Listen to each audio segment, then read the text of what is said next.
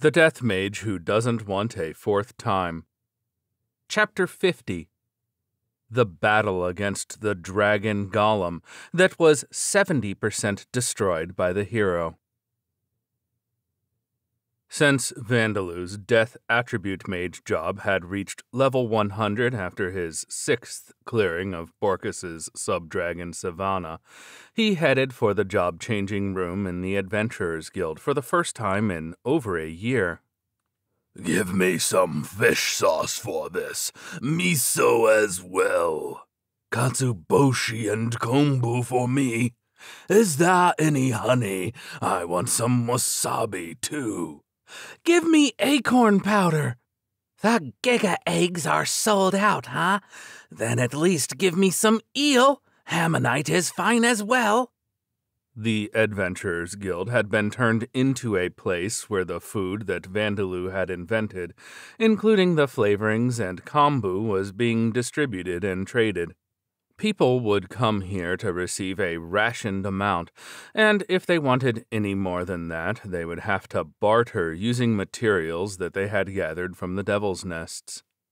Requests for goods had been posted on a board so that the goods in short supply would be replenished, so it appeared as if the Adventurers Guild had begun operating again. If real adventurers' guilds were full of ghouls and undeads like this, going in and out would be easy, Vandalu said to himself. Leaving that wishful thinking aside, the ghouls and undead titans would be able to make acorn powder themselves without having to trade for it, though the flavorings would be impossible for them. When asked why they came to trade for it instead, these were the responses they gave. Hey, we get miso, fish sauce, kombu, and auger distributed for free, and if we want more, all we have to do is pick up monster materials, magic stones, and ingredients like acorns and bring them into trade. Why should we have to spend time making it on our own? You have to break acorns, soak them in water for 3 days, and then dry them before turning them into powder, right? Killing monsters is easier. It seemed that the undead titans and ghouls' senses of manual labor was very different to that of the humans on Earth. Well, it's much easier to go into a devil's nest and hunt an orc than raise a pig from birth for its meat. So I understand how they feel. Vandalu seemed to have been raised into quite the hunter himself. Incidentally, the amount of products Vandalu was producing had increased, so he had built a special manufacturing facility for things like acorn powder and walnut sauce. He had used his alchemy skill to make magic items imbued with spells like withering for drying and decomposition to decompose the flesh of the walnuts. Golems were set up in lanes to perform tasks like smashing, cooking, and powdering the ingredients. So there was a lane of golems for making acorn powder and one for making walnut sauce. Seeing the golems shaped like mortars and other equipment at work reminded Vandalu of factories on Earth. The only fuel required was mana, so it was very economically and environmentally friendly. And in an emergency, the golems would change shape to participate in battle. It was a wonderful, environmentally friendly factory that did not require any maintenance. I wonder if I can industrialize the nori and auger as well. If I made more labor necessary, it would create more jobs in the future. But the ghouls and titans are hunters, so maybe I don't need to worry. But in a few decades from now, there will be black goblins and Anubises who have aged and can't fight anymore. Vandalu contemplated these truly complicated factors. Well, let's leave thinking about the societal systems for later on. So, the job change.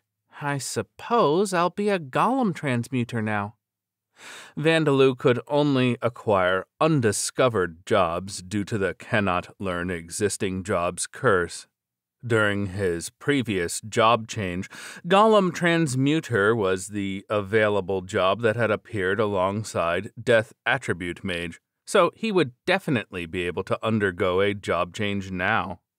He calmed himself down and coolly reached out to touch the crystal ball in the job-changing room. Jobs that can be selected: Golem Transmuter, Undead Tamer, Soul Breaker, Venom Fist User, Insect User. There's a lot more, Vandaloo whispered in astonishment at the 5 jobs displayed in his head. It seemed that among the 3 curses Rodcart had placed on him, this was the most pointless. Well, it probably will be cause for trouble for me in the future. The reason Undead Tamer hadn't appeared previously is probably because I wasn't aware that undead can't normally be tamed, until I heard about it from Eleonora. It's strange to think that whether the job is displayed or not is dependent on whether I am aware of this fact, but it's probably something like that. It seems self-explanatory that this job will provide bonuses to undead-related skills, but many tamer-type jobs apparently don't provide a lot of bonuses to attribute values. Soulbreaker is clearly a job that has appeared because I acquired the Soulbreaker skill after destroying Serkrint's soul.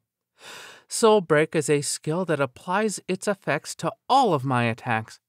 Wouldn't this job probably give me bonuses to a wide range of both magic-related and martial-type skills? As for its attribute value bonuses, I have no idea. It seems like it will increase strength and intelligence, though. And Venom Fist User. What is it? Could it be a job that appears for someone who uses death attribute magic after reaching a certain level with the unarmed fighting technique skill and killing a certain number of enemies with poison? It seems like it will probably give bonuses to unarmed fighting technique, strength, agility, and stamina, but it seems like the kind of job that would make people refuse to shake hands with me. It would break my heart if people refused a handshake or wiped their hands with a handkerchief after shaking my hand. There's no doubt that Insect User has appeared because I tamed the cemetery bees. Its bonuses to skill and attribute values are probably the same as Undead Tamer, except applying to insects instead of undead. It would be a good job if it increases the amount of honey the bees produce. It might even be interesting to tame rhinoceros beetles and stag beetles so I can call myself the king of insects that I could not become on Earth. But I'm going with Golem Transmuter this time, because the opponent I'm fighting next is a dragon golem. There were no stories telling what kind of inorganic mineral the golem was made of, and appraisal could not be used through the ice. There was a chance that the Golem Transmutation skill would be useful against the golem that was made of an unknown substance. Controlling it directly would be impossible, but the place where Vandaloo would be fighting it was a large yet finite space. There was a floor, walls, and most importantly, a ceiling. In addition, the golem's wings had been broken. There was no chance that it would be able to fly freely. If I turn the floor and walls into golems and manipulate them, I should be able to rob the dragon golem of its freedom, or at least slow down its movements. Golem transmutation was useful when I killed Serkrint and his subordinates. I've used it to develop golems that manufacture acorn powder and walnut sauce as well as repair Talosheim's walls and royal castle. This skill should become important in helping me survive longer and making my life richer. You have selected Golem Transmuter. The levels of strengthened followers and Golem Transmutation skills have increased. Name, Vandaloo. Race, Dampier, Dark Elf. Age, 4 years old. Title, Ghoul King. Job, Golem Transmutator. Level, 0. Job history, Death Attribute Mage. Attributes, Vitality, 90. Mana, 204,506,933. Strength 67. Agility 46. Stamina 71. Intelligence 238. Passive skills: Superhuman Strength, Level 1. Rapid Healing, Level 3. Death Attribute Magic, Level 5. Status Effect Resistance, Level 5. Magic Resistance, Level 1. Dark Vision. Mental Corruption, Level 10.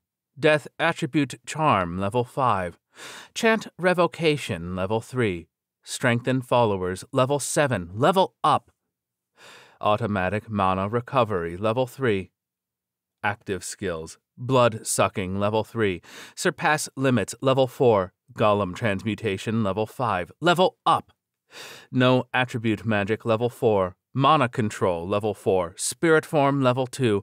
Carpentry, Level 4. Engineering, Level 3. Cooking, Level 2. Alchemy, Level 3. Unarmed Fighting Technique, Level 2. Soul Break, Level 1. Multicast, Level 1. Long Distance Control, Level 1. Curses: Experience gained in previous life not carried over. Cannot learn existing jobs. Unable to gain experience independently. When Vandaloo checked his status, he found that his attributes values hadn't increased as much as they had when he acquired the Death Attribute Mage job. Well, that's probably just how the difference between a first job change and a second one is. Now then, time to go below the royal castle. Vandaloo paused and reconsidered.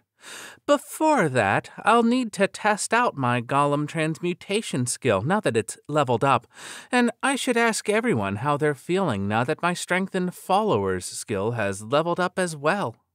Vandaloo inspected the Golem transmutation skill to find that it cost him less mana than before to create golems.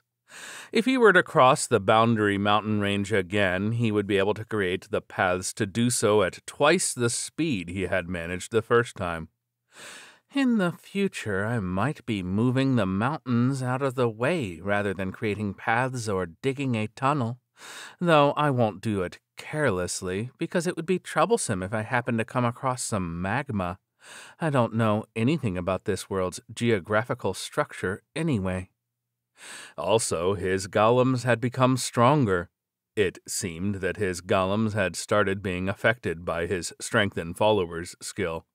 They would not be able to put up a fight against the dragon golem, but they would probably still be useful in the future. You really mustn't push yourself too hard, said Darcia. If you think it's too dangerous, you have to run away immediately, okay?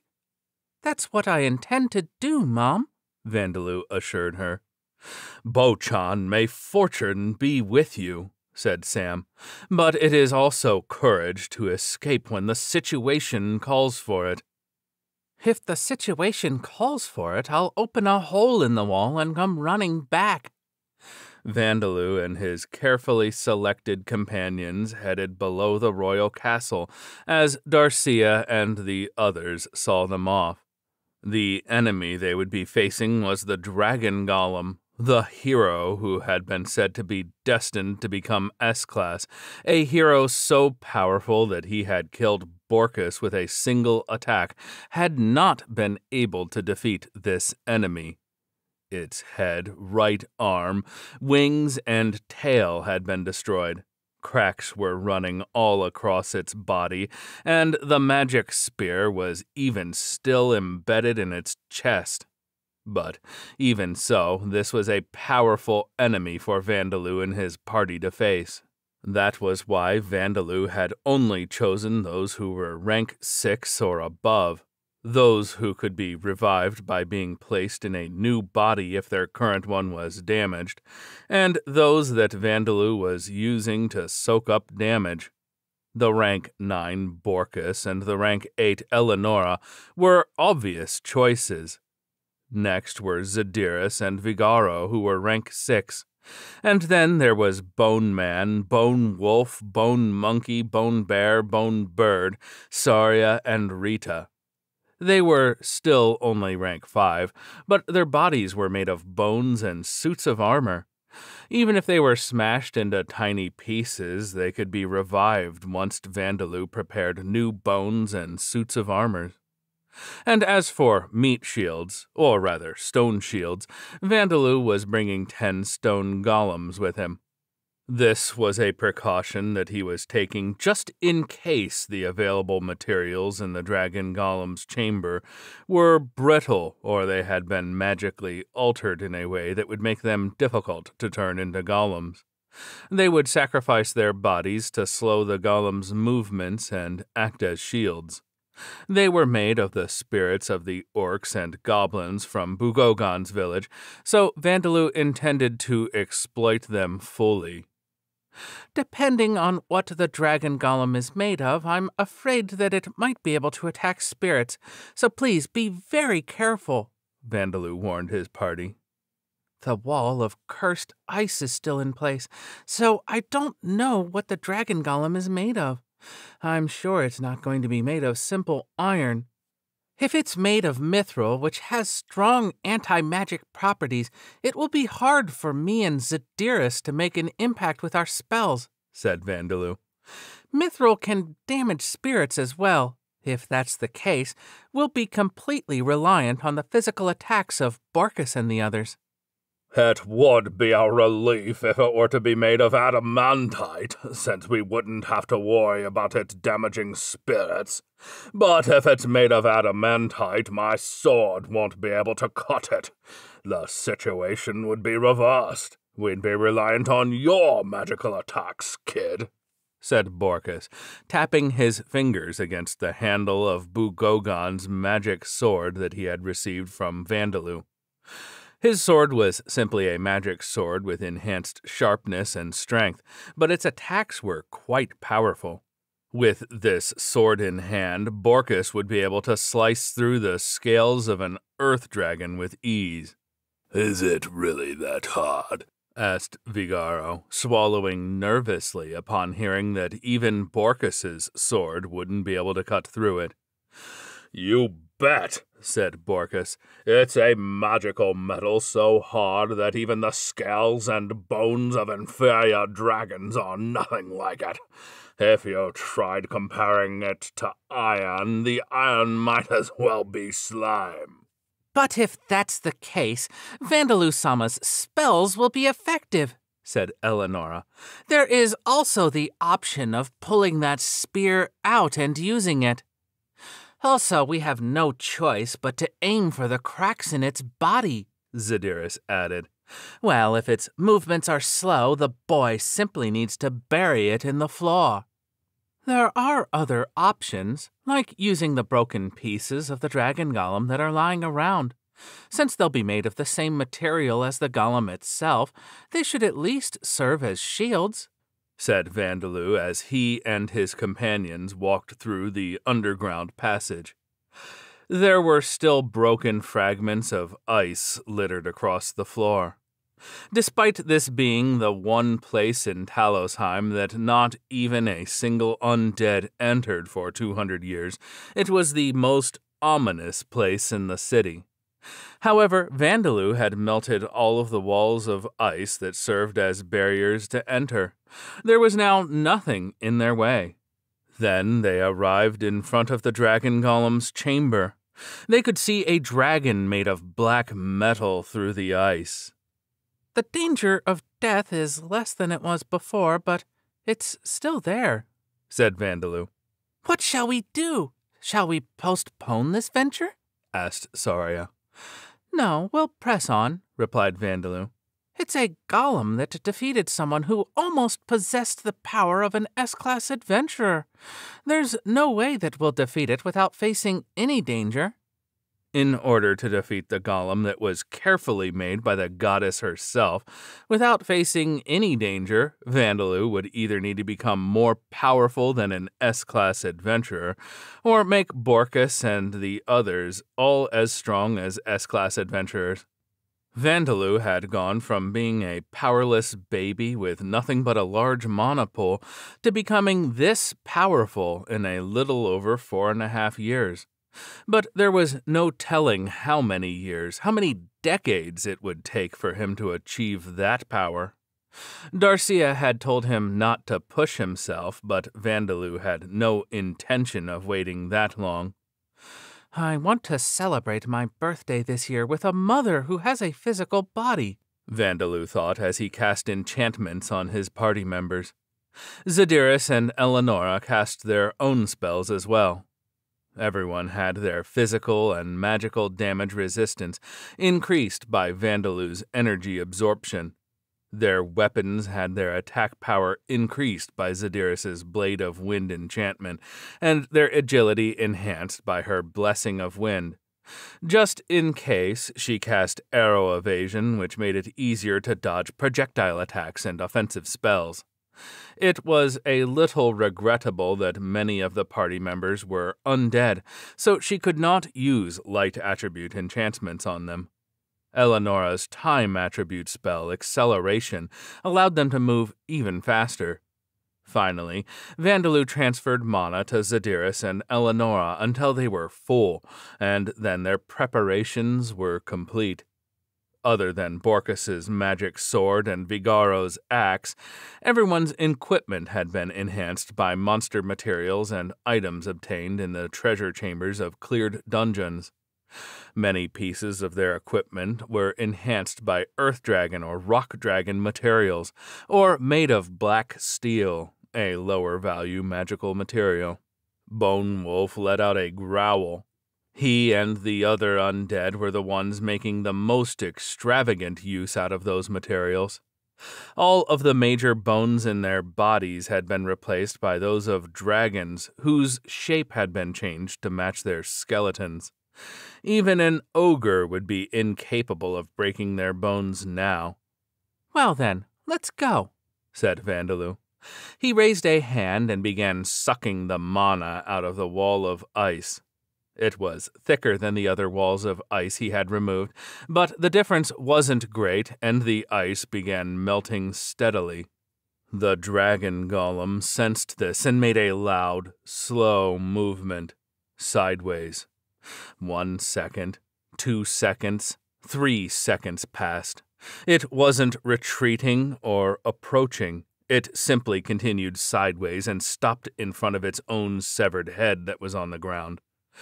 Could it be that it's going to pick it up and put it back on? This is bad. Everyone, split left and right and retreat, Vandaloo ordered. Vandaloo obeyed the warnings his instincts gave him and stopped his spell. Everyone followed his command and split into 2 groups. The shining black head of a dragon came flying through. The dragon golem had kicked its own head to launch it as a projectile weapon. "It's quite the smart golem," Borkus spat as he avoided the dragon's head that had smashed the ice like brittle glass and destroyed all of the stone golems that were supposed to be their meat shields. And that's the metal of the gods, Orichalcum. The fact that it destroyed the cursed ice that only Vandaloo-sama should be able to remove is proof of that, Eleonora said in a slightly trembling voice, making it clear what the dragon golem was made of. Orichalcum, mithril, adamantite, Damascus steel, black steel, all of these magical metals are high-quality materials, the most precious metals in this world. It is said that only the gods can handle them. One of these precious metals made up the entirety of the dragon golem's 30-meter-long body. Using it for weapons and equipment is one thing, but what an amazing goddess! Using it for a golem larger than a dinosaur, said Eleonora. Oh, if we brought it all back, we'd be able to buy a country, said Rita. Well then, please bring it back, said Vandaloo. Huh? Rita, Saria, Bone Man, everyone, please gather the pieces of that golem, Vandaloo ordered as he dashed into the chamber behind Borkus and Eleonora. Letting out a noise that was difficult to tell whether it was a roar or the sound of creaking metal, the dragon golem thrashed around with dull but powerful movements. Dragon Slayer! Borkus struck the dragon golem with his prided, most powerful martial skill, but though it made a loud impact against its cracked arm, he didn't manage to cause any new damage. Shit! Gah! Borkus swore as he was repelled by the dragon golem's arm and sent flying like a ball in a sports match. The enchantments that had been placed on him broke like fragile glass. There's no way you can get through our calcum that's even harder than adamantite, is there? Eleonora said in exasperation as she flew through the air, trying to find an opening. Her objective was, of course, the spear embedded in the golem's chest. I'll pull it out and use it as a weapon. Even if I can't do that, I'll thrust it deeper into the golem. It should do some damage. Vital spots exist for golems, other than those created by Vandaloo. Their heads or bodies contain cores that are the source of the mana that powers them. A golem handmade by a goddess should be no exception. Since the golem already has no head, the core should be somewhere in that body. If it's broken, the golem will stop moving. If I'm going to aim for anything, it has to be that. The current situation? Borkus was being stopped by Vandaloo's impact-negating barrier before he hit the wall. Vigaro had decided to give up on attacking after seeing Borkus's sword have no effect, and it seemed that he was now devoting himself to acting as bait. Zadyrus was attacking with wind and light attribute spells, but they were having no effect against the massive orichalcum that had even greater anti-magic properties than mithril. The ones who were playing the biggest role were probably Bone Wolf and the other undead. Roared Bone Bear. They had been unable to increase their ranks to surpass being rotten beasts, but Vandaloo had flooded them with his mana to cause them to become rank 5 hell beasts, and in Bonebird's case, a hell bird. All of the bones of their bodies were now the crimson color of fresh blood. Their crimson bodies were picking up broken pieces of the dragon golem in their jaws, scooping them up in their arms and dragging them along with their claws to gather them up. This was to make sure that the dragon golem would not use them as projectile weapons like it had done with its own head, and also so that they could be used. Bo-chan, do you think that you could make a golem with this? Rita asked incredulously. It's repelling my mana. Turning it into a golem is impossible, replied Vandaloo. It seemed that it would be difficult to use directly. Vandaloo-sama, stop the golem's movements, shouted Eleonora, as if to say this would be her time to shine. Vandaloo answered her request by using golem transmutation to turn the floor into a golem.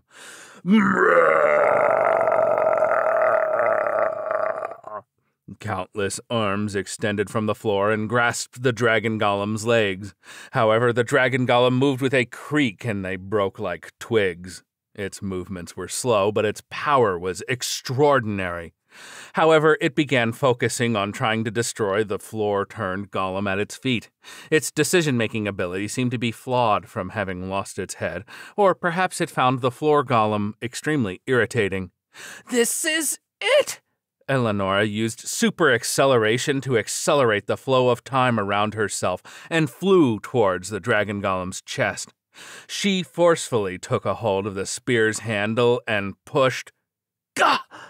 Eleonora let out a gasp as an icicle made of cursed ice appeared from the magic spear she had grasped and pierced her chest. She had been aware that artifacts often rejected anyone other than their owners when touched. Impossible, even after 200 years. However, she had not expected that this weapon would still respond over 200 years after its owner had perished. The icicle had pierced Eleonora's heart magnificently. There was no saving her, but Vandaloo would likely raise her as an undead after her death and make use of her. In that case, I should push this magic spear even a little deeper into the golem while I'm still alive, for the sake of my master, who is the most fearsome being in this world. For this purpose, Eleonora produced mana bullets behind her and released them both at herself and the magic spear. Even if the magic spear itself is made of orichalcum, even if it's covered in cursed ice that won't let anyone near it, I should be able to push it at least a little deeper with this. But the mana bullets she had created with the last of her strength vanished. Dragon Slayer! Iron Tear! Circular Whip Axe! Borkus and Vigara, wielding misshapen lumps of metal that could not be called swords or axes, struck the dragon golem with them. The dragon golem's body creaked, and then the cracks in its surface began to spread. Even as Eleonora felt surprise at this sight, her consciousness became distant, and then the icicle was broken and tossed away.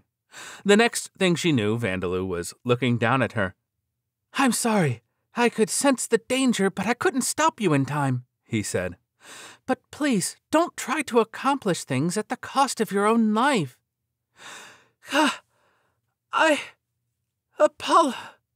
Eleonora tried to apologize while coughing up blood. "It would be best if you don't talk," Vandaloo told her, and then his claws grew longer right before her eyes. "Because my body is small, this is all that I can give you." Vandaloo's blood dripped onto Eleonora's face. She reached instinctively to the smell of its rich mana, opened her mouth, and accepted it. Her heart began to regenerate rapidly. It should have been impossible for her heart to recover after being destroyed to this extent. "I kept your death away," Vandaloo explained. "As long as I have my mana, no wound is fatal. I'm sure it hurts, but please do your best to heal." "It's already healed," said Eleonora. "Thanks to your blood," she added. "To think I made a complete recovery after having my heart pierced through." Eleonora could feel the power flowing throughout her entire body from just licking the remainders of Vandaloo's blood on her lips. If Vandaloo had not ordered Eleonora to use her normal tone of speech, she would have been praising him as her lord and expressing her gratitude and loyalty by kissing his feet. However, this was a time where she should express her loyalty through her work. "Give me a sword as well," she said. Please, wait a moment." Vandaloo was unable to create a sword for her right away. He was currently casting 3 spells simultaneously.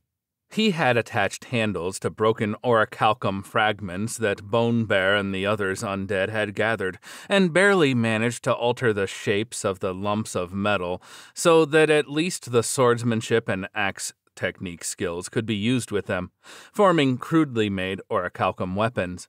They were trying to return to their original shape like a memory alloy, so the 2 instances of golem transmutation that he was using for the 2 weapons to prevent that were 2 spells. Transforming the floor into a golem to impair the dragon golem's movements was another spell. Making Eleonora's weapon would be the 4th. Maintaining the shape of the orichalcum fragments was using up a particularly large amount of his mana. "Boy, you are so hot that my hands are almost burning," Zadiris warned him. She was helping alleviate his symptoms by casting healing magic on his head. "Please, bear with it for a little longer," said Vandaloo. "No, won't you worry about yourself a little more?" Zadiris sighed. "It's all right. Surpass limits is still taking effect. Boy, surely you are not under the impression that you can surpass your limits endlessly." Zadiris showed her anger while wearing a smile. "I don't need a sword anymore. I'll sit here quietly and watch," said Eleonora, taking back her request. Vandaloo decided to obey their wishes and stay put as well. "And it seems that things will be fine even if we just watch from now on." With each swing of Borkus's and Vigaro's crude weapons, the cracks in the dragon golem's body grew larger and deeper. The stone golems that Vandaloo had rebuilt were acting as decoys for the dragon golem's counterattacks, and each time more pieces of orichalcum broke off its body, Bone Monkey and the other undead gathered and discarded them so that the golem could not use them as projectile weapons.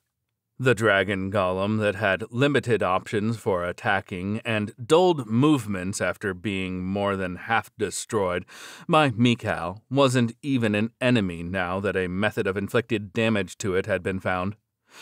The only thing to be careful of now was the self-protecting mechanism of the magic spear that had pierced Eleonora's heart.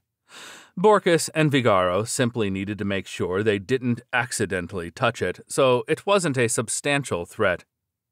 With a loud sound, the dragon golem's right leg collapsed. Half of its one remaining arm dropped onto the ground. And then its torso followed, crumbling as the dragon golem fell. They had won. Everyone believed it. The only casualties were the stone golems. Borkus, Vigaro, and the undead let out a shout of victory. Vandaloo didn't doubt their victory either. He looked towards the door on the wall far behind where the dragon golem had stood. The resurrection device that he had been unable to search for up until now was likely behind that door. With this, he would be able to resurrect Darcia, but then that confident belief turned into fear. "Run!" Countless icicles exploded outward from the dragon golem, drowning out Vandaloo's shouted warning.